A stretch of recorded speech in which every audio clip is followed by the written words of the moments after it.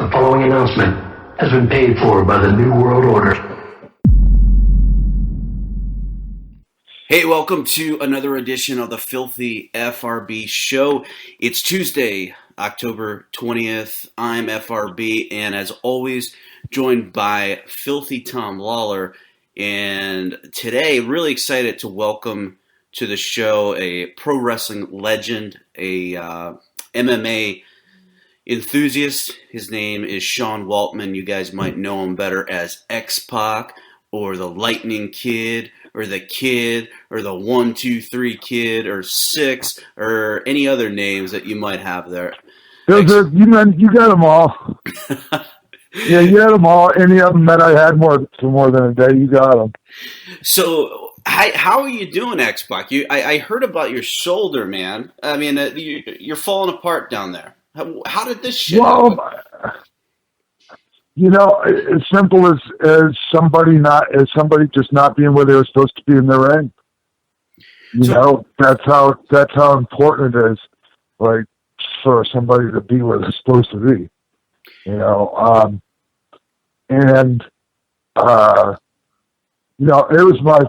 was my fault too, but still, it's just things can go so wrong out there, and a lot of people in our industry don't even understand it yet because something hasn't gone terribly wrong for them yet. So how did it happen, and what is it? Is it a labral tear, torn labrum? That's one of them. I was in a tag match with Magnus. Nick Aldis. Yeah, right? He's excellent too. Yeah, excellent. He's excellent. And he goes and gives me the hot tag. Oh, my dog. Sorry. So Magnus goes and gives me the hot tag. I come in, and I pretty much, because I work every, this is my job. I don't do anything else, but I'm a professional wrestler, and that's all I've ever done. So I never know who I'm going to be in the ring with, you guys. And a lot of times, guys aren't very competent or just really inexperienced, whatever the case may be. So I like to keep it basic and simple, and I have it pretty much laid out how I'm going to do it, no matter who it is I'm working with. And, I come in the ring, and I duck one guy's clothesline, and the next guy's supposed to be there for the clothesline, and I'm going to hit him with the clothesline. And, hey, this isn't ballet. That's kind of a cliche in our business. This ain't ballet when somebody bitches about getting hit hard. Because when I ducked and I went to bring the clothesline to that guy, I bring it. And I expect them to bring it on me, too, And the guy wasn't even in the ring yet, and he was stepping through. And so he comes up, and basically I just, instead of hitting him in the good spot, I hit him right in the head. Right in the part of the head that you headbutt somebody with, And boom, immediately I'm like, fuck, my bicep and my pec. And that's exactly what my bicep, my pec, I broad tear my pec tendon, separated clavicle, bruised lung, and torn labrum. Holy shit! Bam. That's a hell of a day, huh, Tom? Yeah, and I was pissed, man. I was so fucking mad. And I finished the match, too. It was about another minute left in it. Had to get my shit in, you guys. So. But Tom, that's a little bit similar to MMA fighters. Like if you have a guy come through into the gym who's reckless and doesn't know how to spar correctly, doesn't know how to train. I mean, they could put you out for, I don't know. Look at TJ Grant. TJ Grant was going to fight for the world championship.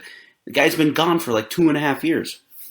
Yeah. I've heard, like some horror stories like that. And that's a shame too, all that work a fighter puts in, in camp and then gets hurt, by a clumsy sparring partner or whatever. Yeah. Now, unfortunately, unfortunately, Sean, these guys, hey, I'm not, and I like the guy felt so bad, you know, and I cursed it, and I was so fucking mad when I got to the back, you know, and my shit hadn't all swelled up yet. So, you know, I think maybe some guys kind of thought I might have been just overreacting and being a diva or however the fuck you want to put it. Just a hothead. And I have a little bit of a hothead when it comes to what I do.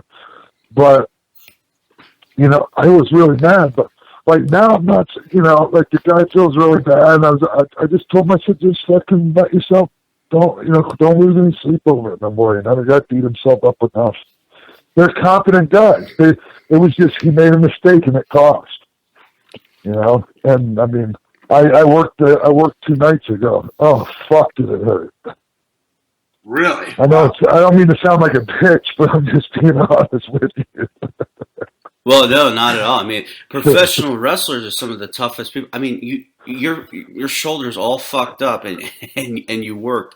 But Tom, and check it out. I'm in the state of Maryland, Maryland State Athletic Commission, right?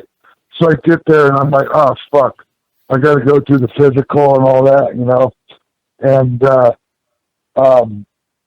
I'm like, the doctor gets me and he then grabs my arms and he starts cranking my fucking arm up over like he was putting me in a top wrist lock. He goes, "Does this feel okay?" And I'm like, "Oh fuck yeah, it feels fine, doc." Oh, fuck, man. So I'm like thinking the guy must know I'm hurting and he's fucking rid of me, right? So, anyways, they let me in. He could have just thought you were keeping up kayfabe by selling the top wrist lock. No, I didn't sell it at all. Fuck it. So I've been doing. I got a lot of my range of motion back. It's just that the tendon there, it's kind of just dangling there right now. So I'm gonna have to do something about it pretty soon here. yeah, Unfortunately, I have 2 weeks in the UK coming up. I'm leaving on Thursday. So Tom, you know, just to tie this into fighting a little bit, when you got a guy who comes into the gym you might not know as well, and maybe they're a little bit too aggressive. I mean, what do? Do you tell the guy, hey, just fucking calm down? You know, because all these guys, you know, they might want to go in there and say, hey, I got the best of, you know, one of the top light heavyweights in the UFC. How do you deal with it? Yeah, there's a few different scenarios that usually end up playing out. You know, and I'm sure it's very similar to a lot of things that happen in professional wrestling when you get a guy who's out of control. A lot of times you'll have like an enforcer whose job is to kind of shut that guy down, right? And yeah. So sometimes you'll have that happen, and I mean I've been in plenty of gyms, and it doesn't happen nearly at the rate that it used to. But I'd say about 7 to 8 years ago, you'd have guys getting green lighted in the gym if they were going too hard. There'd be somebody there to sit them down. Now, you know, kind of cooler heads have prevailed because, you know, people realize the inherent risks associated with not only sparring with somebody who's out of control, but also, you know, the damage that you can, you know, do to yourself or that they can do to you in that situation. So how does one? I'm sorry. Yeah, no, go ahead. I was just wondering how somebody's ego and their pride plays into it as far as dealing with somebody right in the middle of the situation. Yeah. You know what I mean? Yeah, sometimes, you know, I think it just depends on the person. I know for myself at this point, I think as I get older, like I think I get a little bit smarter, and I may be wrong about that, but, you know, I used to be a guy I had no problem fighting some guy. You know, if some guy came in off the street and wanted to spar, hey, no problem. I'm going to prove to you, you know, that you shouldn't be here in the gym. But nowadays it's kind of like, I'm just going to stay away from this guy. You know, you don't want to be out there working, you know, a hard match with a guy who's really green and doing, you know, you don't want to be doing a lot of high spots and putting yourself at risk or in danger. Yeah. That's getting back to what I was saying about how I kind of keep it basic with no matter who I'm working with, you know, and, you know, let my partner do all the crazy shit with them, you know. But, you know, you're talking about enforcers. Our enforcers are always the guy that wasn't the guy that was winning all the matches. It was the guy, he was losing the matches, but he could kill anybody, you know. Yeah. So So, Sean, like when you were in your, WWF, WCW, who was the guy? Who were the guys that you'd say, that guy's the toughest guy? I mean, we all know about Haku, but like other than those guys, Yeah. like who are some guys that you'd say, yeah, they were legit? Man, it's hard. Here's the thing, Brian. Like I like to consider myself like a tough person, like, compared to the average person walking the streets. But man, in that locker room, those are some fucking men, man. It's like the whole fucking locker room is full of them fucking type of guys that you're talking about. Yeah. I mean, there's also some big dudes that are the biggest fucking pussies I've ever met in my entire life, too. Like that, you hit them with something, they bitch and piss and moan, and, so, I mean, it kind of goes both ways, but, and a lot of the tough guys weren't even the bigger guys, but Steve Blackman was a really tough, like, more so just dangerous. Mm-hmm. Because he's always thinking about how to fucking kill you, He ran. I could tell you a story. I could tell you a story off air about him. I think, holy fuck. What were you gonna say, Tom? Well, Steve Blackman ran, what was a pretty successful MMA gym in, I think, Harrisburg, Pennsylvania for a while. Oh yeah.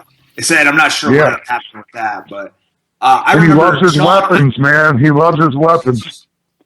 Yeah, we saw the kendo stick make its appearance last night at Raw. Bringing it back from the old Steve Blackman days. But Sean, I did some work on the Florida independent scene in I'd say 2006. I wrestled for about maybe a year and a half, and one of the guys that had a part in training me was Alex Porteau, the pug. Oh, Alex, yeah. Yeah, and I knew him from Dallas. Yeah, he had no problem beating the shit out of people. He surely didn't. You mentioned guys that not a lot of people remember. Guys that were losing matches. He was he might have been losing some matches, but he had no problem letting you know that he could beat the crap out of you. So yeah, like especially a guy that really had no place being in the ring. Like, sometimes think that this shit's just some kind of like. I mean, the business is full of it actually these days. Guys that really need to just get hammered in there and just show that, like, this is not a fucking joke, that you can just come on the weekend, not go to the gym, not work out, but come on the weekend and fucking think you're a pro wrestler. Like, I mean, it pisses me the fuck off, you guys, honestly. So you got these guys that are like weekend warriors, and they want to tell people they're pro wrestlers, but they're not willing to put in the work. Is that kind of what you're getting at? Yeah, and and there's a lot of guys that'll like take their money, and even some guys that have actually done, that actually were reputable and know what they're doing, like sometimes need the money, and they'll take the money from some people and then they'll end up leaving after a couple of weeks, and they'll say, oh yes, this guy trained me, or that guy trained me, and or somebody trained you. Or I had this fucking happen in Tennessee not too long ago. I was like, oh, who trained you? Oh, we just trained ourselves. I'm like, what the fuck? Was it backyard shit? No, it was like legit. It was me and Ricky Morton versus Tracy Smothers and somebody. Oh, wow. Oh, Rob Conway. I'm sorry, Rob Conway. So, and it was a good crowd, but it was just in Tennessee, and I guess, I don't know why these guys were on the show. Maybe they sold tickets. I don't know what the fuck. So they would actually tell somebody with the experience that you have in the business, oh, I trained myself. Because you didn't even know any better. I mean, because in wrestling, there's a pecking order, same as in MMA. You look up to the guys who have accomplished a lot in the business. Sure. And so at least in MMA, the guy couldn't be in there unless he was at least fucking tough. That's what you think, Sean, but that's not always the case. No. Yeah, there's so many parallels, honestly, between the two businesses that realistically it's one giant business, with a couple of different branches that splinter off. The roots are the same. Yeah, exactly. And, you get a lot of guys that come into MMA gyms, and I'm telling you, MMA gyms, they'll take people's money. Now, it's not always the case that they're getting people ready for fights. Some people are just in there to get in shape, Sure. But that doesn't happen at a pro wrestling school. Nobody's going in there going, hey, I'm just going to do this so I get in, better condition. People have the mindset that they're going to be able to do something just because they've seen it on TV. And unfortunately, I'm sure for the wrestling business in a way, it's more accessible now to get training than it was, way back when. So it's harder to weed out the crap, It's very similar. Yeah. And a lot of it's part of it is just that our business isn't as guarded as it was, and it's not kept a secret anymore. It's kind of like there's not a whole lot secret about Freemasonry anymore, but it's still a secret society, right? There's not a whole lot secret about wrestling anymore. Yeah. So anybody thinks they can just go do this shit, Yeah, it's like it's one of those open secrets, like Skull and Bones at Yale. And I know you're into a lot of political. I always hate when people say you're into conspiracy theories, and they'll say, Brian, No. you're into conspiracy theories. And my response to them is, why does it always have to be a theory? A lot of these conspiracies have been proven. Yeah, that's just a brand. That's just a label that gets thrown on it to marginalize anybody that has a little bit different way of looking at the world. In my opinion. How would you categorize your view? Because I in my 20s, I'm a little bit older than Tom. I'm 33 now. I identify. Right, you're older than me. Okay. 1 year older than me. Come on. No, it's like 6 months, but whatever. Hey, so I identify now as a libertarian. 10 years ago, I was this, mainline George W. Bush Republican. And then I kind of woke the fuck up. How do you identify? I mean, if you do at all. I seem to gravitate like more libertarian, but I don't really believe in absolutes in anything, because I do actually think that there's a place here and there for a little bit of like social programs and shit, but I mostly identify as a libertarian. How about you, Tom? I know you called you got some heat because you went on some forum. You called somebody a liberal. Yeah, I was referring to the liberal MMA fans who basically nowadays the in thing is to be anti anything the UFC does. So it's anti the UFC. The hipsters of MMA. Yeah. So yeah. Because some jabroni was trying to say that Tom is a company guy, just like a lackey, for the UFC, which is as far from the truth. I mean, he talks to me. I mean, number one, who's one of the most. That's what I was going to say. He's on a show with you. Just watch. I mean, if Tom gets in the top 5 of the UFC and starts getting in these co-main events or main events of pay-per-views, this show won't exist. Brian who? Yeah, and it won't be Tom's doing. It'll be somebody else's. Yeah, you might have somebody knocking on your door in the middle of the night ready to take you out at this point, bro. Yeah, but, I don't like to, because there's certain things about different people I see in politics. Mostly, I think they're all full of shit. Politics-wise, it's all a big fucking work along the lines of wrestling. That's why it's like, to me, it's not so hard to see because I'm used to that kind of shit. But most people, they just don't get it. They think the left and the right are these big opposing things. They're the same shit. Two sides of the same coin. Come on.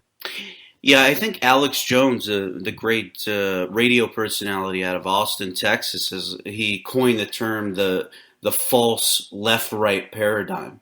That's a perfect way of putting it.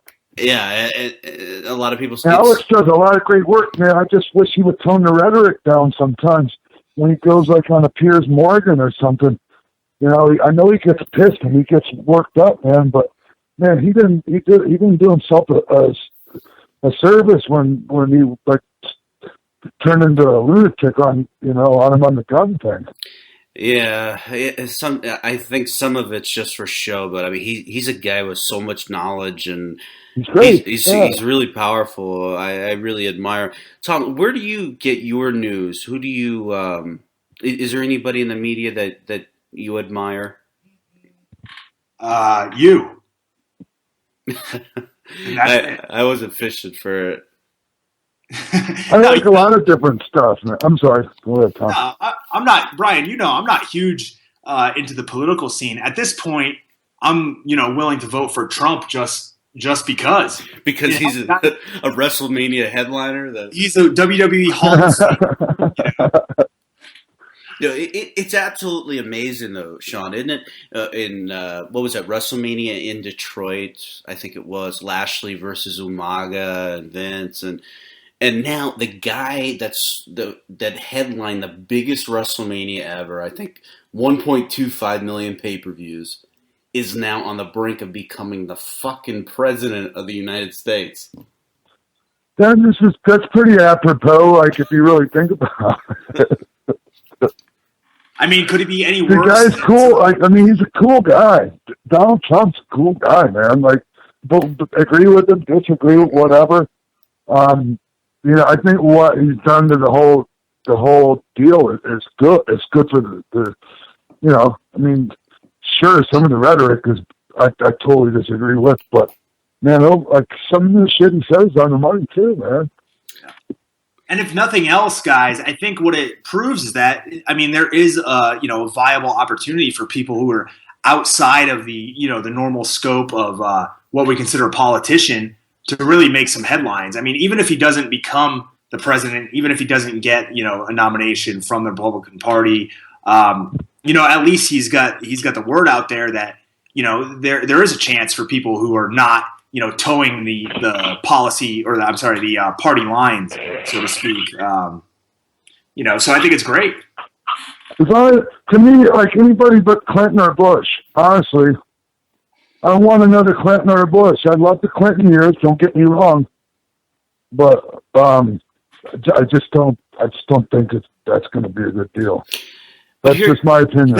I think if we get another Clinton in office, there's going to be plenty of Bush in that office. But here's the thing, Sean. It's just like even if Trump gets in there, and I hope he does, because I think it'd just be fucking interesting. It'd be like Saturday Night Live every fucking day. Even if he gets in there, what's really going to change? And these guys are puppets for the global elite, are they not? Sure. Yeah. Plus you got, unless he's going to do the executive order gimmick, like out the yin yang, like our current president has, like he does have to deal with Congress. So it's not just I'm going to be a benevolent dictator and just push everything. Hopefully not. Personally, I'd love to see a Trump versus Putin hair versus hair match set up in the future, but I don't know if we'll get that. I think he's right about how he would deal with Putin. I think I think Putin would have respect for him because Trump does have balls. Yeah. All joking aside, Donald Trump walks in a room, he commands that room. He's the alpha male in that room. Sure. So him and Vince are like it's kind of funny those two together because they're both that guy, Yeah, that's it. So. That's interesting. Usually those types of guys clash a little bit, but they seem to have a great relationship. Well, they do. If you look at Donald Trump's Twitter feed, if you look at his followers, people he follows, which is very few, that Vince is one of them. That's about it. So that segues into a topic I wanted to ask you about. What is your current relationship with Vince McMahon? It's good. Have a personal relationship or a business one? Well, don't you think business is personal? Actually, you're right, and that's funny you say that, because whenever somebody used to pull, and Vince had done this to me actually, and I use this line on him, so it's funny you say that. He said, "It's just business. Don't take it personal." I said, "My fucking business is personal, Vince." Because I'm like, you should fucking know that. Yeah, of all people. If you take away business opportunities, it can hurt your personal life, your ability to put food on the just table. Creatively. I'm talking, Tom, Brian, Tom. I'm talking more on the creative side, even because I can't even relate to how they have things now, where a guy doesn't even really have too much input, supposedly, in their own creative process. Which I don't. I think that's overstated, honestly, or it's changing at least. But shit, that was the big part for me, was the creative. And along with it came the money, but when you're creative and good, the money comes along.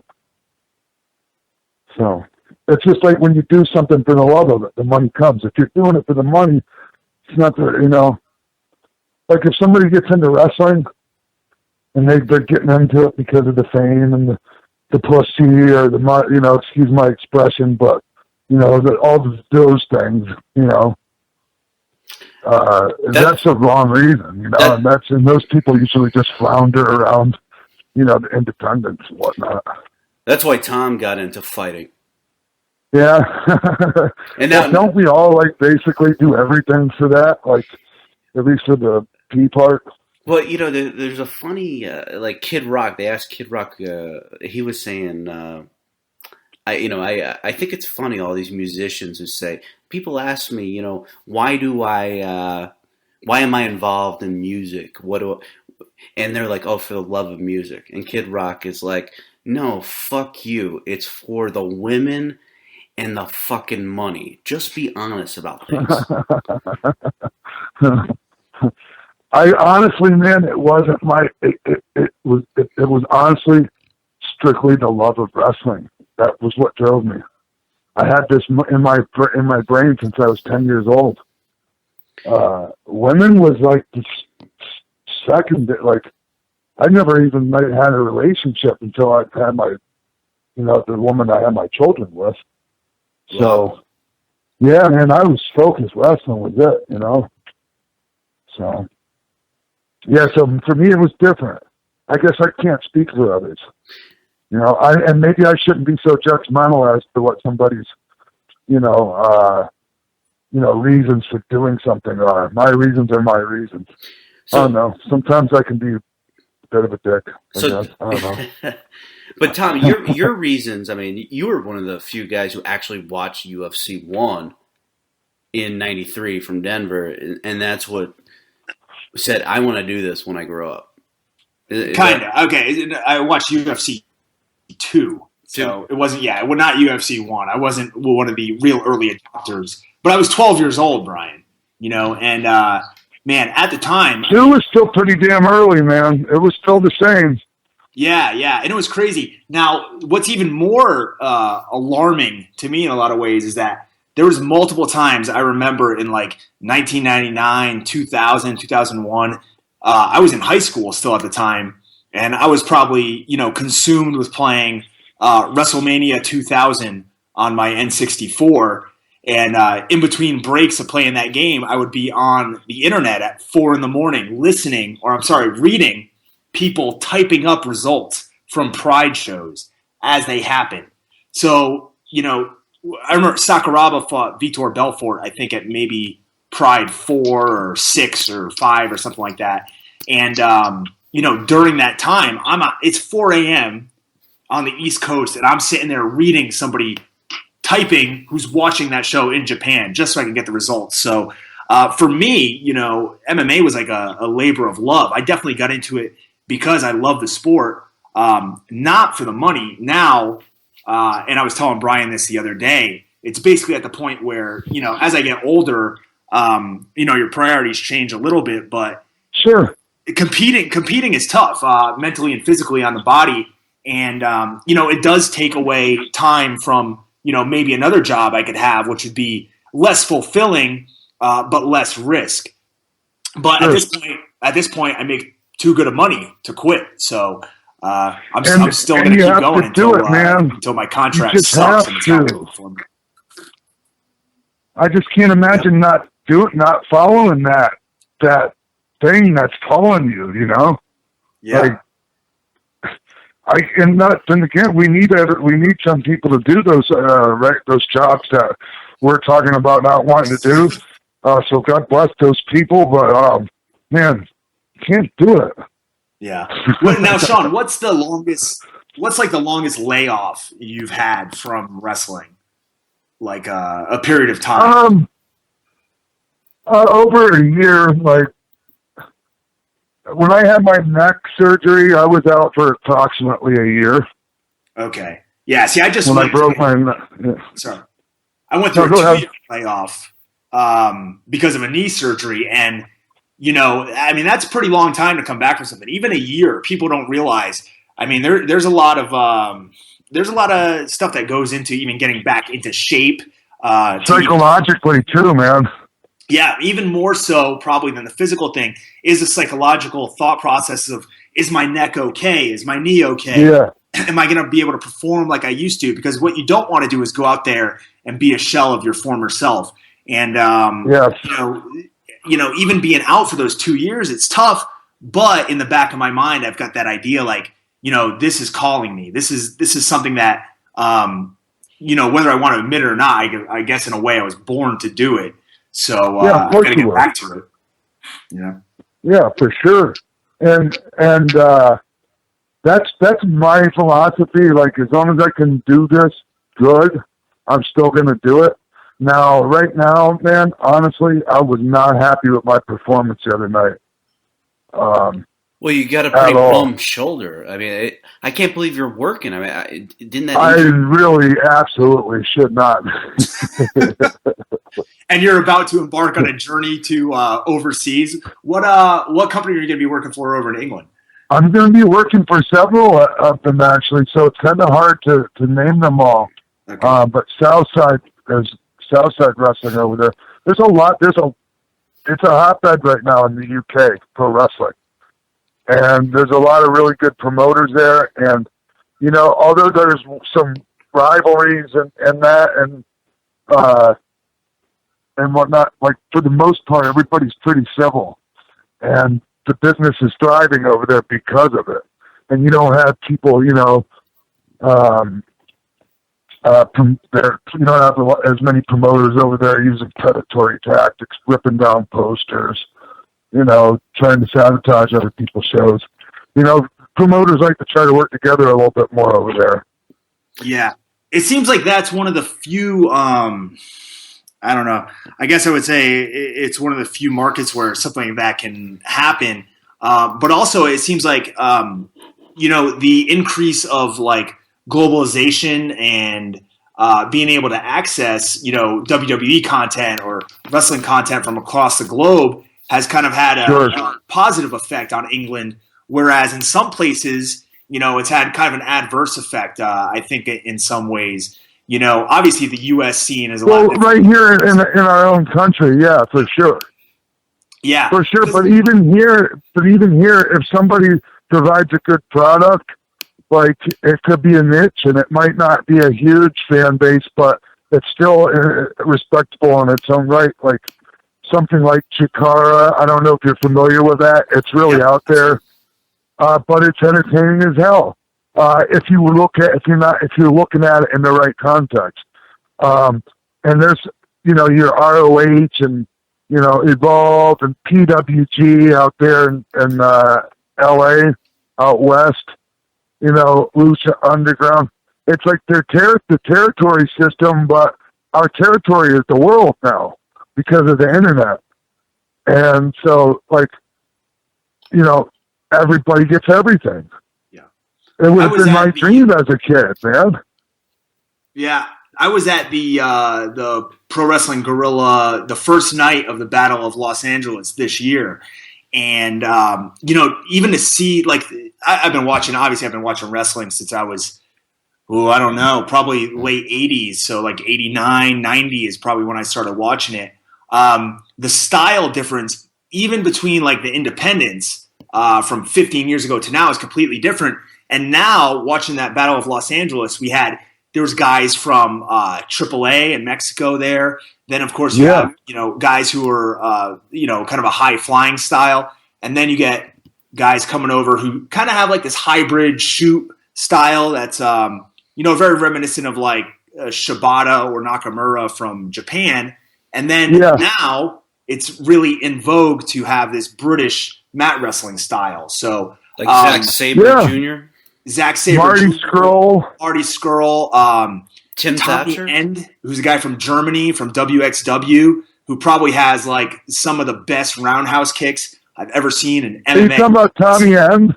Yep, Tommy End. Awesome, right? Yeah, he's from Amsterdam. Okay. He's the only guy from Amsterdam. He's the only guy I know is from Amsterdam. Never done smoke a joint. Come on, he's got to be lying. I swear, man. He's working. He's working you on that one. Maybe he is. I don't know. He had no reason to. Yeah. No, there's a lot, and you know, because people will go, "Oh, wrestling's dead." I know wrestling's changed, and if you don't change with it, you'll get left behind. Mm-hmm. Yeah, what do you think, Sean, about your friend Paul Levesque, Triple H? He cut a deal with Evolve, and I think is it WWN or WWN Live or something like that? I think that's just their platform. They put their programming out through WWN or whatever. I mean, I think it's awesome that Triple H. I mean, they had an article on WWE.com about Zack Sabre Jr. And I'm like, holy shit! I mean, this wouldn't even have happened. Forget about 10 years ago. This wouldn't have happened last year. No, well, here's the thing. For a while there, they were trying to go at with the approach of we're just going to harvest talent from the ground, from the time of conception all the way up through, right from our developmental. And that's what they tried to do for a while. And my thing was always, no, man, the independents are where you're always going to be able to get your fun because they got to grow on their own to be able to get over on the independents. You know? And you know, the ones that stand out in the independents without being nurtured, all you know, those are the guys you're going to want, in my opinion. You know, some guys are worth, you know, recruiting. You know, there's some special people that are worth recruiting, you know, straight from wherever the hell they're coming from. Yeah. But, you know, for the most part, Paul understands that, you know, it's important for them to be able to harvest talent. They have to make sure that the independent scene stays alive. And Sean, you know, oh God, I forgot what I was going to say. Let's move on. I was going to make some sort of point, but I totally forgot what it was. I have a tendency to do that to people because it takes so long to answer a question. Well, I'm, the reason why I got sidetracked was I have a bone to pick with you for, basically dogging my boy Kane back in the late 90s. So I was kind of distracted by that. But what I was going to say was that, you know, when it comes to NXT and the developmental system, you know, the way that they've developed NXT is far from being a developmental system. You know, it's become its own brand, and the guys that they bring up on their own, they don't have that opportunity to get out there in front of the crowds because the crowds are expecting people who are already polished, who are already, you know, very good indie workers to be, you know, at the top of those cards. So it's very tough for somebody who's green to come in and really make an impact. With that being said, you know, being in front of that crowd, that same crowd all the time, I think is a little detrimental because that crowd seems like it's the same as the TNA Universal Studio stuff. You know, it gets to be. It is good for them to get out of there. Yep, and I think striking that deal with Evolve is kind of it's the right thing to do because we'll see how it develops, but if they're able to put some of their really actually developmental green guys onto shows and get them more exposure in front of different crowds, it'll definitely pay dividends at the end. I'll give you a perfect example of that. Matt Riddle.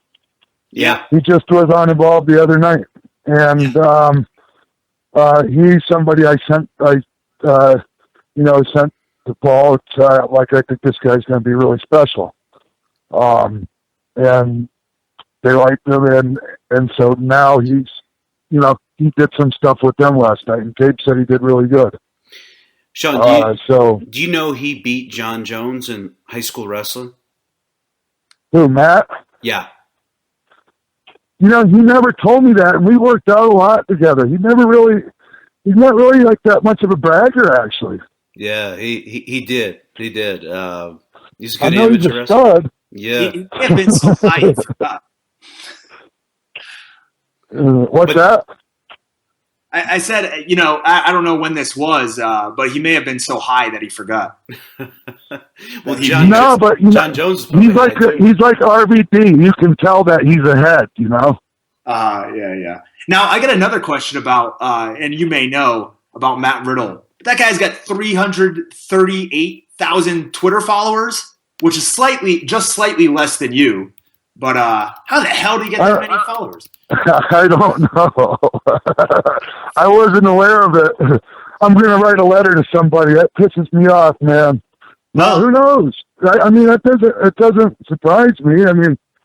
It's not something I really live my life by, like how many Twitter followers I have. Although I have quoted my number of Twitter followers, like looking back embarrassingly, like now to a few people, like trying to put them in their place. But I don't know. Good question. No, I'm gonna have to ask him about that. Well, he wasn't high times, so maybe he grabbed that, that demographic. Plus, he has the UFC demographic, now the wrestling demographic. So he's truly kind of a renaissance man in the year 2015. He's really good, man. He has really good technique in there. Yeah, really, I don't know because he's a big time wrestling fan. I like you, I guess. Yeah, I don't know about the. I'm not big on the barefoot wrestling gimmick. Me neither, man. Me neither. And the shorts too, man. I'm like, dude, you look like you're just got finished playing beach volleyball. Come on, bro. Is he trying to be like one of the Von Erichs? I don't know. I don't know, but yeah, you're right. That's the one thing I need to have a little talk with him about. I would think you come from a shoot background like Riddle. You should go in there with the Valet Tudo shorts. That's what I was thinking. Like the Shogun shorts. So much of this business, it's such a cosmetic business. Barefoot, that might work. If you want to go barefoot, tape your feet, tape your ankles up, like Muay Thai style or something, at least. Yeah. I don't know. But I think Rusev was doing that. Now he's even wearing shoes. Yeah, I tell you what, when you're working every night, like even amateur wrestling shoes, like I've been wearing most of my career, that's not much of a protective sole. And stone bruises happen all the time, and those things are a son of a bitch. Another thing, every time I watch Raw, like to me, one of the most glaring things I see is Dean Ambrose is out there wrestling in jeans and boots. And I'm like, how the fuck is this guy not killing himself? Like, I know. I can't even wear long pants and walk around. And this guy's wrestling in like, unless they're the Chuck Norris action jeans from the 80s. I don't know. With the funny end scene that used to be in the Karate Illustrated magazines, the century stunt jeans. I remember those. Yeah, somehow he got. They had the boot cut. But Tom, they got jeans now that are like they're like sweatpants, like they're denim, but they got some kind of other stretchy material in them. Yeah, but there's no way that Dean Ambrose is wearing those. Those things, I mean, yeah. I don't know. No, they probably put a special crotch in those jeans. But I honestly, this is just me, and I've seen Dean Ambrose wear regular trunks to wrestling, and he looked just fine. I'm not a man. There was one match where like everybody in the match, it was the Harpers against Dean and somebody. It was like everybody in the match was wearing like jeans and a damn wife beater. Yeah. You sure? Like I don't want to watch wrestling where you can go to Walmart and pick up your wrestling gear. Well, I do like watching Kevin Owens, but you know, I get what you're saying on that. Yeah, I do too. But even I think he's a little. But it's his. That's how he wants to do it. That's what he feels pretty strongly about that. Yeah, I just about the T-shirt thing.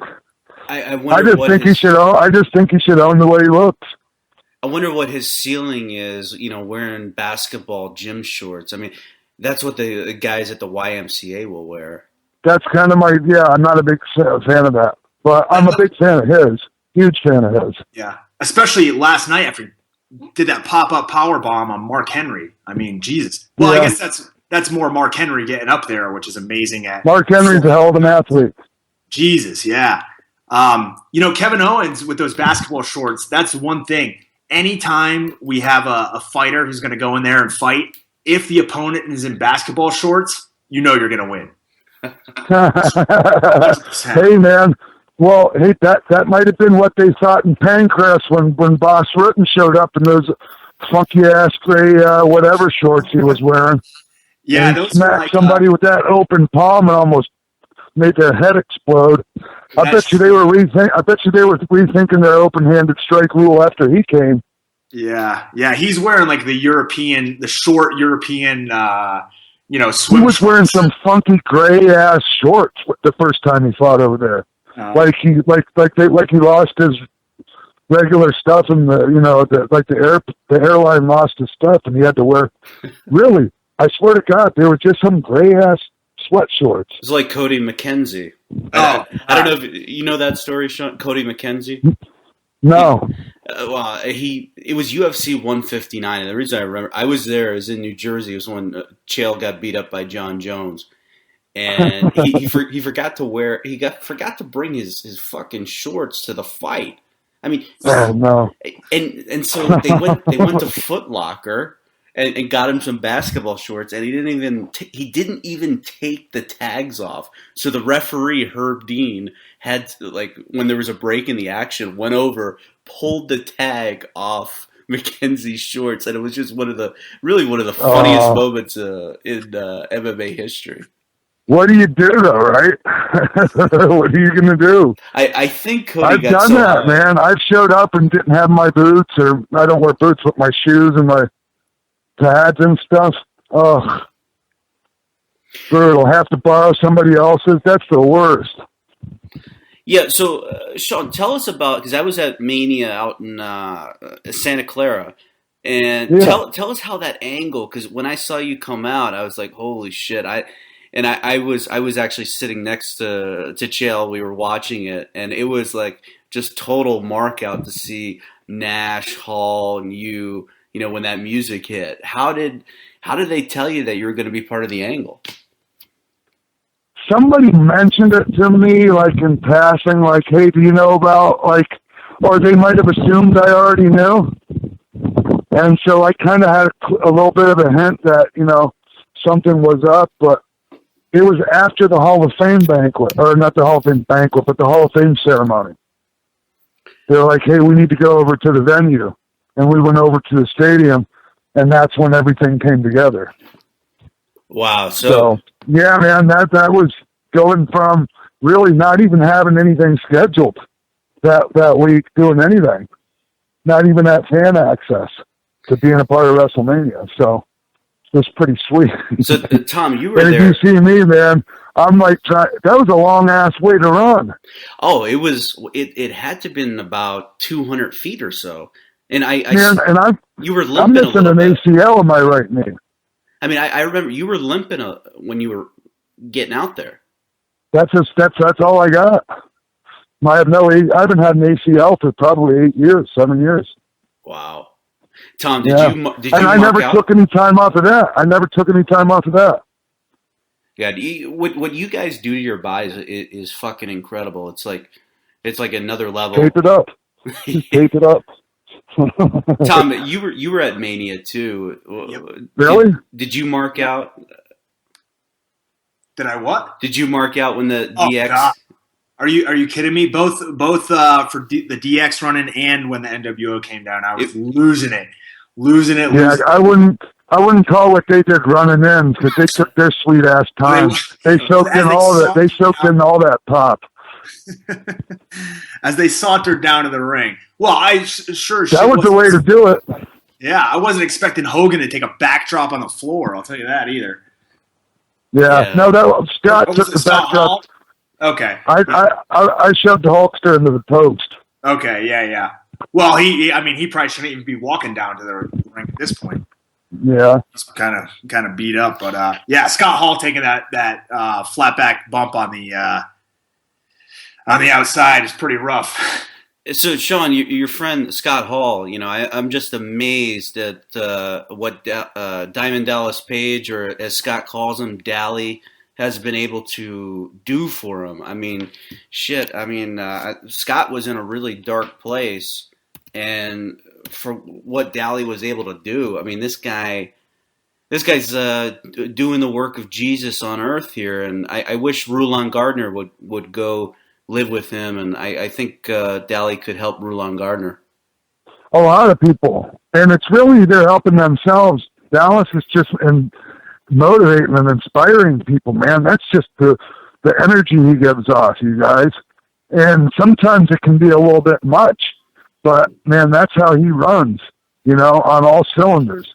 And that's why at his age, he's like in as good a shape and great a health as he is. Yeah, and, I don't think people really realize he's like, is he like 60? Or something. Yeah, I mean, he's close. I'm not going to say how old he is because I don't know, man. It's like a mystery. Like, I don't think anybody really knows. It's like the Nogueira brothers. It says that they're like 36, exactly. but they're really like 50-something. It claims that he is 59 years old. Now, the amazing thing about him, too, is like, we were talking a little about earlier about, getting into MMA or wrestling because you love it. I mean, this guy was a valet or a manager. I guess, can you be a male valet? I'm not sure, but sure, that's called a manager usually. Yeah, he was a manager up until his 40s, right? And then he started wrestling, and the guy was pretty damn good. Yeah, well, he had some good people that he listened to, and Jake was one of them, and that's why, he never, and he doesn't give up on Scott or anybody. Like, I mean, there's times when a lot of people would. And Scott and Jake's or Dallas won't. Dally won't. That's his life's work, and he is doing like amazing. Like, to me, my religion is being good to people and trying to do good shit. And to me, like he's taken that to the 10th degree. However you want to put yeah. He's doing some good stuff, man. I mean, I saw a lot of people, man.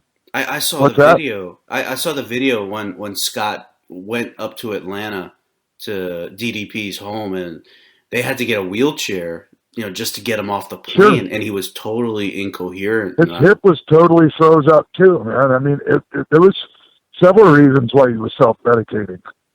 Yeah. And some of it was physical pain, and some of it was the mental. So and I just know that there was nothing I could do except for ask Dallas if he could help.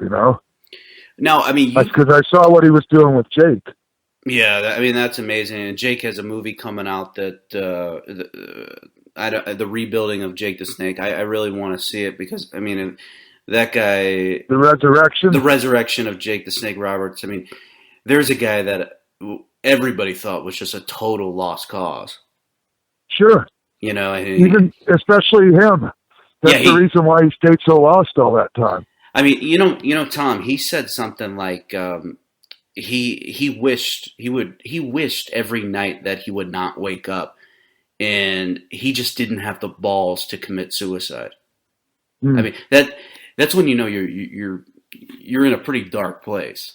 Yeah, it's rough. Yeah, I've been there, and I actually did. I tried to, man, but I wasn't my time. Yeah, you know, I read about that. It was actually your Alicia Webb, right? Is that a Yeah, ex-wife or ex-girlfriend? girl, yeah. And she I mean, we lived together for she was with me in Mexico for a long time. and she resuscitated you? She found me hanging. She got me unhung and performed CPR on me for 45 minutes until Wow. the ambulance came. Yeah. Yeah, I was pretty determined I was going to finish it. So, but I'm still here. That's why everybody was was so quick to write, well, not everyone, so many people were so quick to write Lamar Odom off. I'm like, I've been there. I've literally, and people are like, oh, you haven't been there. Trust me, I've been there, and I'm okay. I mean, I'm not okay, but I'm, I'm doing pretty good. Yeah, I'm better than most. But you seem, yeah, you seem to be doing really well. I mean, you've kicked all the gimmicks. I mean, you don't drink. You're not using painkillers even after this Nope. shoulder surgery. Nope. How do you did you go to rehab or did you? Or was it I've been to just 4 of them. Or 3 of them. What was it? 3 of them. Yeah. Is that what helped you get off it, or was it you had to do The it yourself? third one gave me the third one. They actually worked on the source of my problem and not the symptoms. Not just saying, hey, don't drink, don't do drugs, go to meetings. You know what? That might work okay for somebody, but it don't fucking work for me. Sorry, and it just doesn't. Yeah. So, really, I had to work on the issues that caused me to be fucked up in the first place. Really? And that's where I went after I was in a coma for 3 days. Wow. And then Nash came down to Mexico and brought me to this place called Menninger Clinic in Houston, which is one of the greatest places in the world.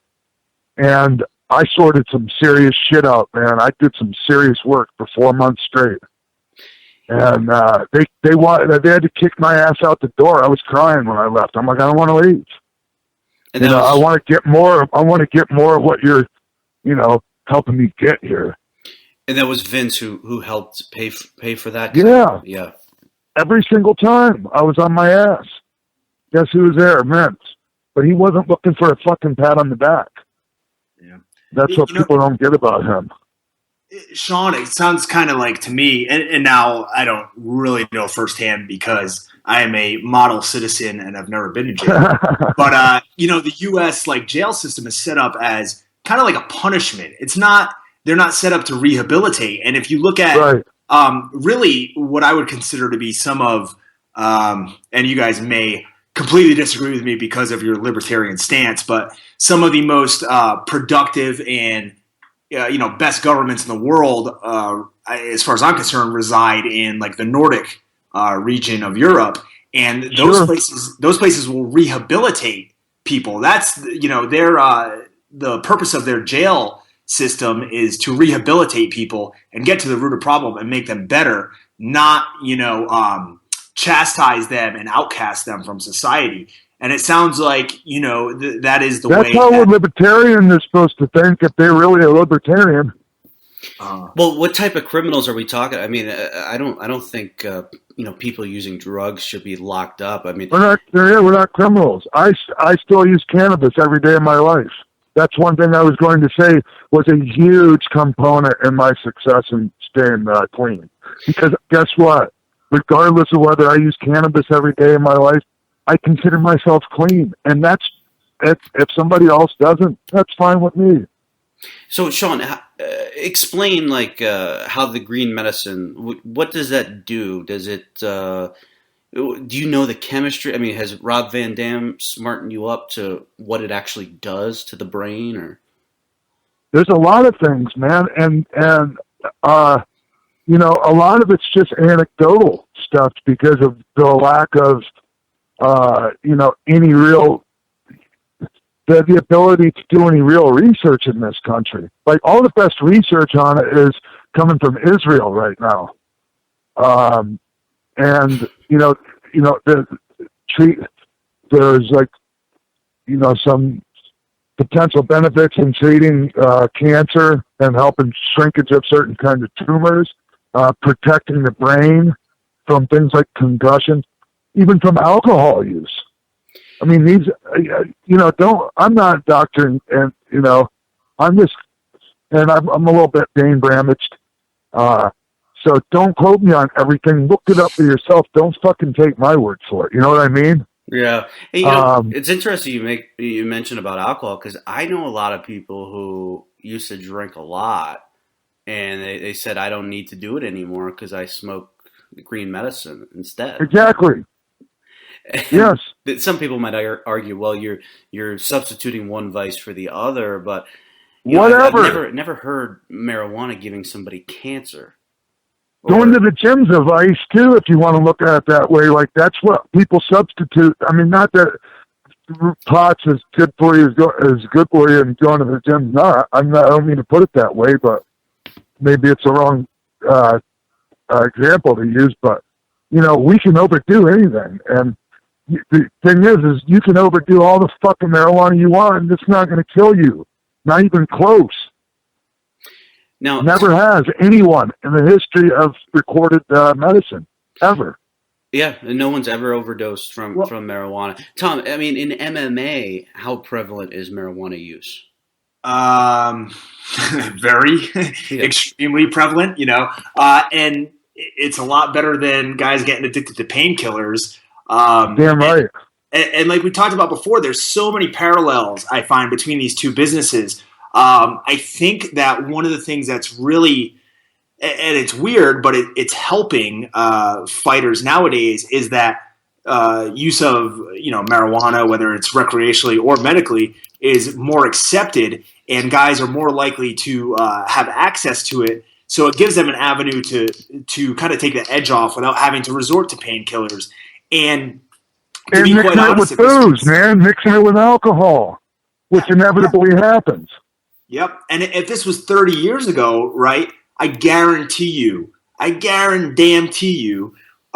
have a lot of fighters hooked on painkillers, drinking all the time. Because I know, even from my own partying background, I've taken painkillers and drinking. I've gone out, and I mean, those days are, they're behind me nowadays, luckily, and I'm a lot better person for it. So I think that anything that can kind of curb the idea that you're going to use like substances like painkillers or alcohol and abuse them in order to suppress whatever feelings you have is like one of the worst things that you can do. So this persecution, man, this persecution has got to stop. This Nick Diaz situation is absolutely ridiculous, man. I mean, there's really nothing more to say about it. It's so fucking stupid. Yeah, I think it would have been like a 9-month suspension. It was because it was his third offense. I mean, it's still ridiculous, but it's illegal totally because it's part of it's on the WADA list. But Tom, we have a mutual friend who says that marijuana enhances his performance when he's grappling. We do? Huh. Well, I've heard people say that. Because it slows things down. I mean, at least the way, and we're going to talk to him soon, but I don't know. Grappling's a lot different than striking, though. What the hell are you talking about, Brian? Well, I mean, I don't want to mention, I don't want to... Well, how good of a friend could he be if I don't know who you're talking about? I talked to him in Chicago at your fight. Oh, God. Whatever. We'll talk about it later. Yeah. We'll figure it out. I don't want to throw anything. Seriously, like, I can totally see how it might help some, rolling, but I don't know. I mean, it's hard for me to imagine it helping necessarily being a performance enhancer in your striking. Yeah. God, no. I guess the theory is it can deaden some of the receptors and make you able to absorb more tolerant to pain. Yeah, I guess that's the That's argument. just a fucking wild theory. I mean, yeah, it is true. It helps with the pain, but who's going in the ring high?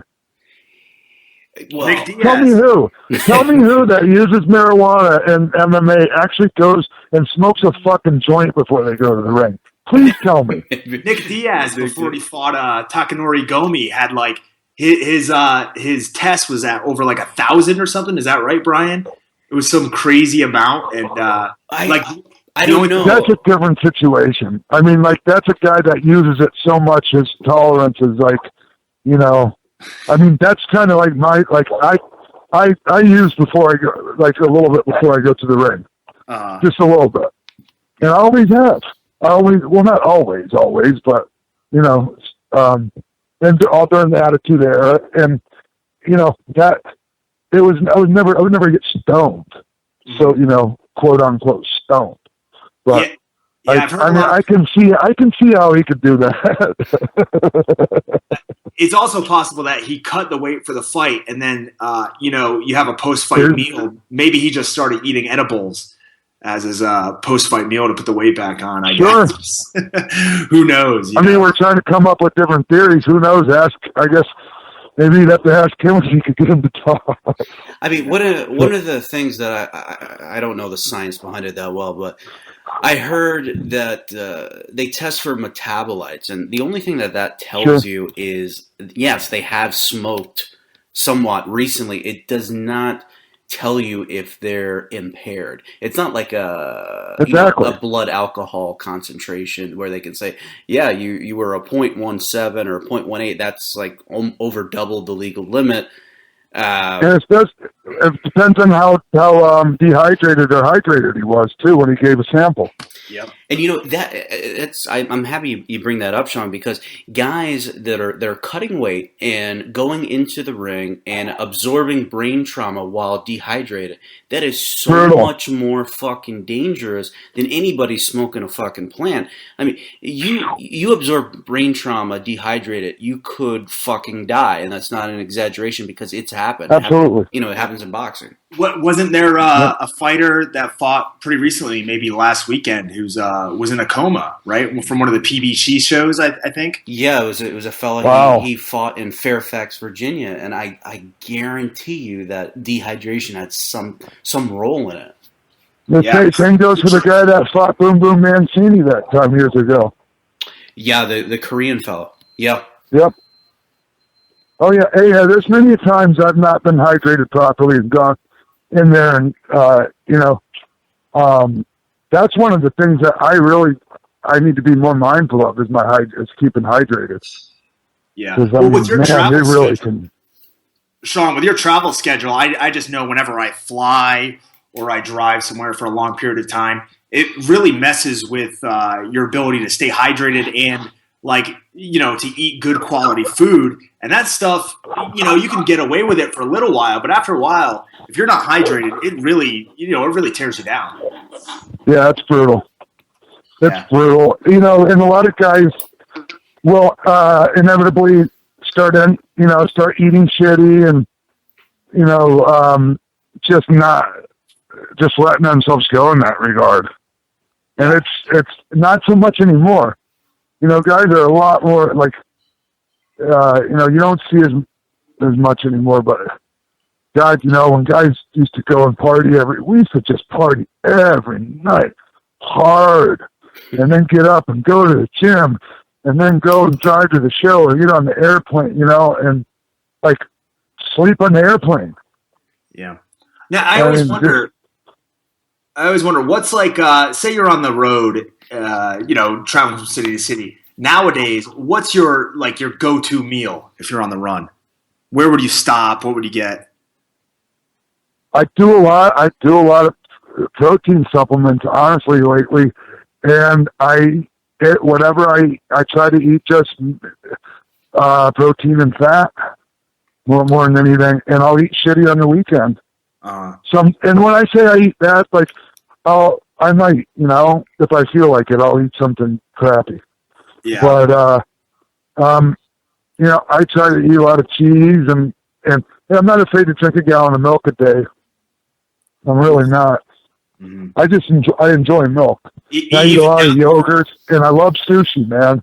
Oh, yeah. What about Chipotle? I need to get Chipotle? stuck. I've only been there twice ever. What? I swear to God. Wow. I think it was that episode of South Park when they had that Chipotle way. I don't know if you ever saw that. Yeah. I think it ran me off. Are you, you're down in Florida, correct? In St. Pete? I'm in Philadelphia. Oh, you're in Philadelphia. Oh. Yes. Okay. Well, I'm sorry to hear that. And let me tell you, it's not always fucking sunny in Philadelphia. No. Now, I've been there plenty of times, and, I had a bunch of fun there, but, man, I'm from the Northeast, and that weather can really get to be a problem. But Philly's an awesome city. Yeah. Yeah. I've been at that. No, it's nice out, man. I'm sitting outside right now. I'm chilling.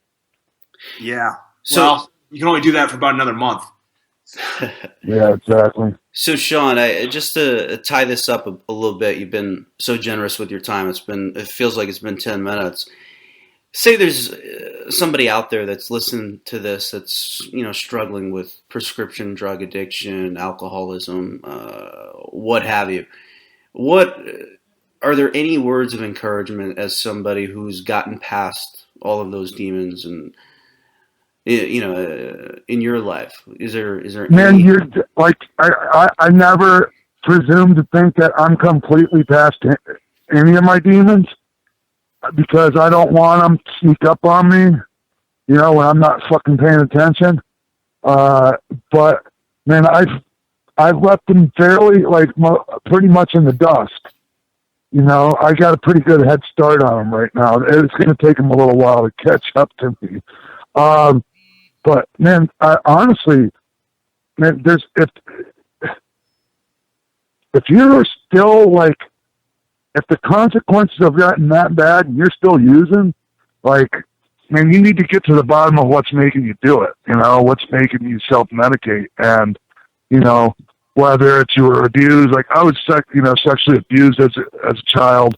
That's not even the only reason. Come to find out, I'm not going to get into my whole grocery list of stuff, but it could be something so crazy you won't even realize it until you actually open up. Man, that's the real way of really kicking the substance abuse in the ass, man, is actually being okay, being in your own head without being fucked up.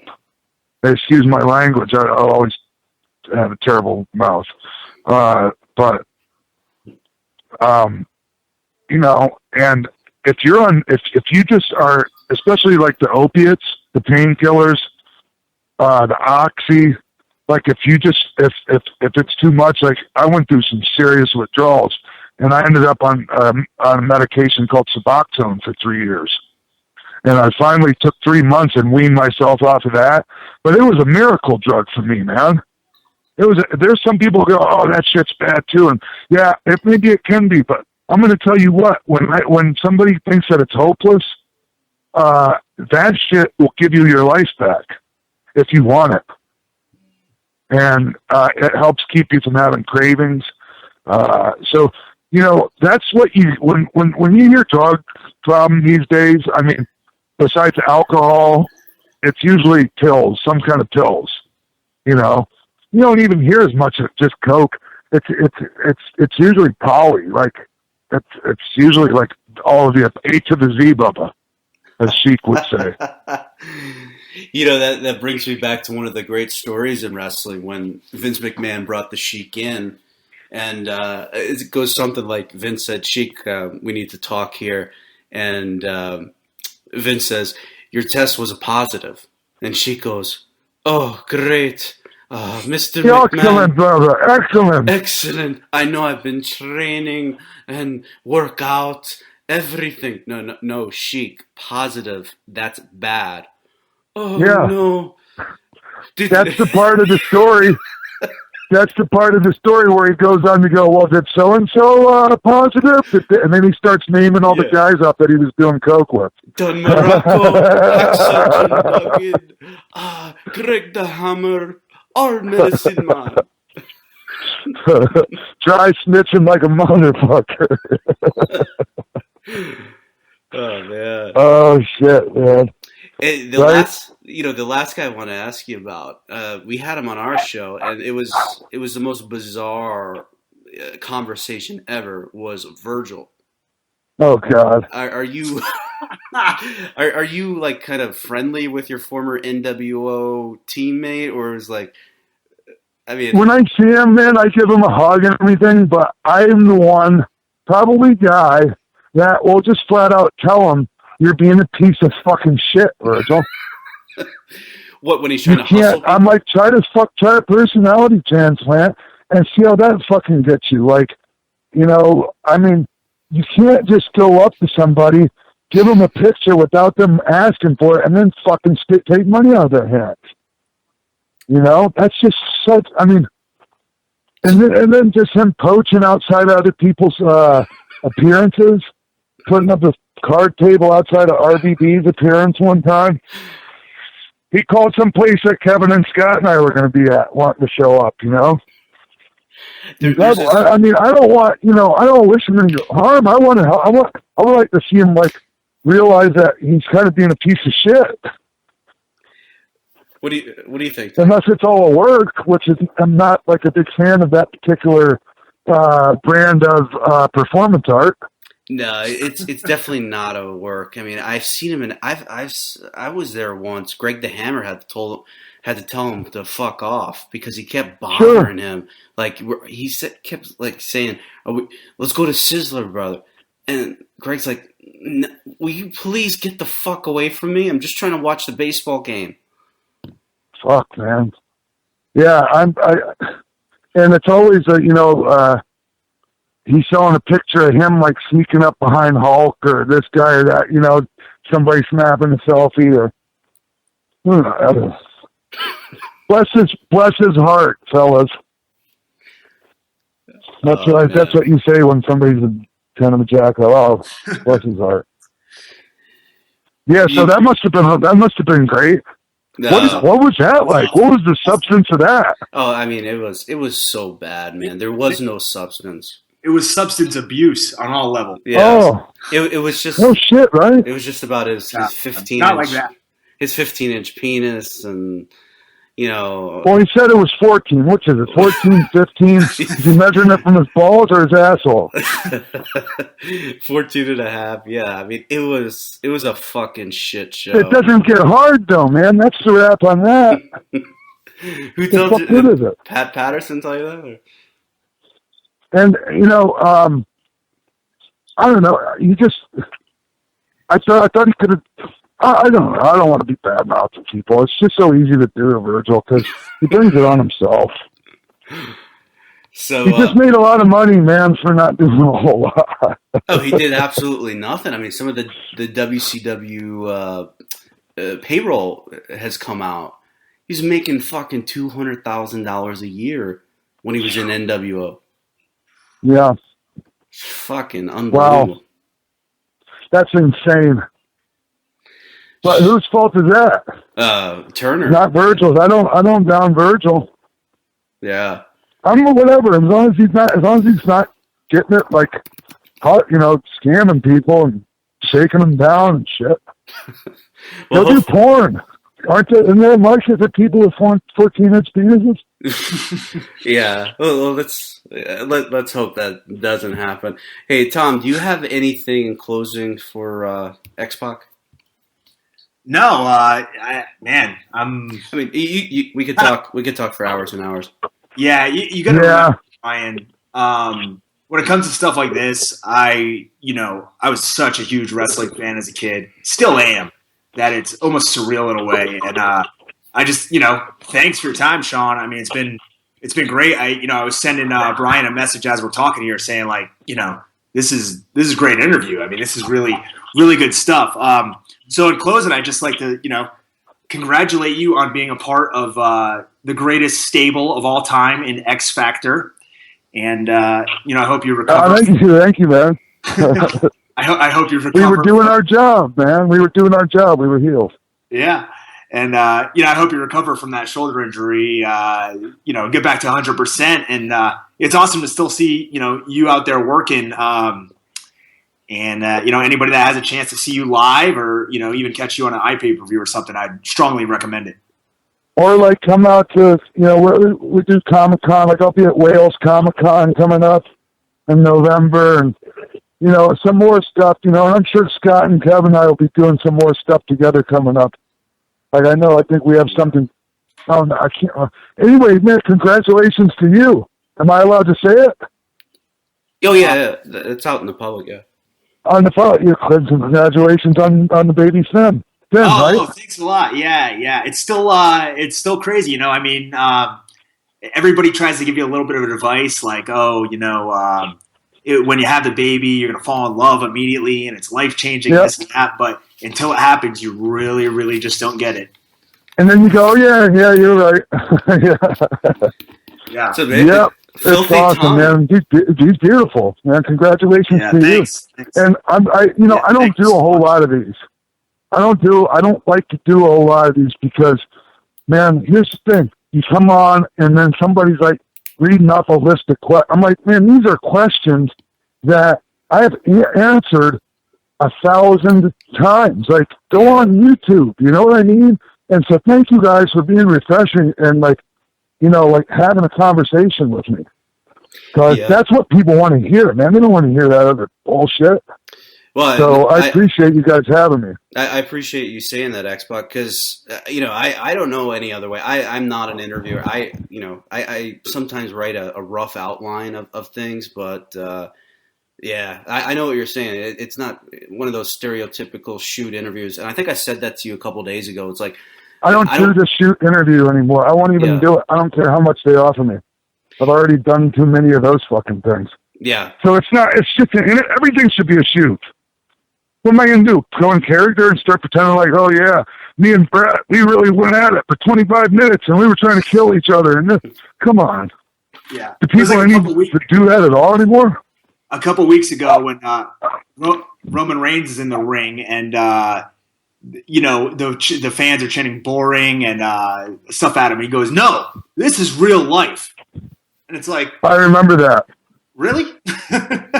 Really? Bray Wyatt walks around with a lantern in real life and trying to spook people? Like, I don't know. Yeah, that was like that segment started off okay and they drug it out too long and they lost them. Yeah. Shit. All right. Hey, X-Pac, again, we really appreciate the time. It was awesome talking. My pleasure. We'll keep in touch, brother. And Tom, let you have the last word there. Why? I don't know. Why are you giving that to me? Because then that takes the heat off me to come up with a good closer. I apologize for turning on Kane and taking his girl. Thank you so much. Because really, that's the reason why we were trying to get you on here, so I could confront you about, stealing his girlfriend Tori back in 1999 or 2000, whatever it was. And shame on you. And I should have never taken his mask either. Shame on you for making fun of a poor guy who has to use a voice box. Just terrible. Hey, I appreciate it, fellas. You guys have been great, man. Thank you.